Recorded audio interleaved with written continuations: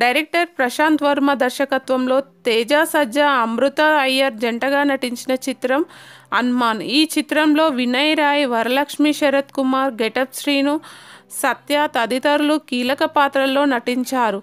భారీ బడ్జెట్తో రూపొందిన ఈ సినిమా జనవరి 12వ తేదీన ప్రపంచవ్యాప్తంగా రిలీజ్ అయింది.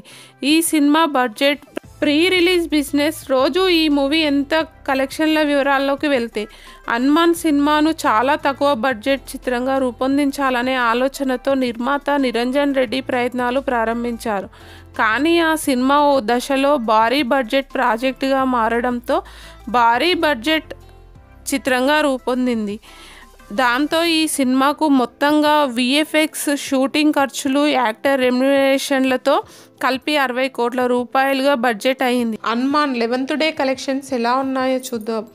నైజాం 1.6 కోట్లు, సీడెడ్ 1.2 కోట్లు, యూఏ 1.1 కోటి, ఈస్ట్ 1.4 కోట్లు, వెస్ట్ 1.2 కోట్లు, గుంటూరు 1.2 కోట్లు, కృష్ణ 1.1 కోటి, నెల్లూరు 1.1 కోటి, ఏపీ తెలంగాణ 5.6 కోట్లు, ఓవర్సీస్ 2.6 కోట్లు, హిందీలో 3.3 కోట్లు.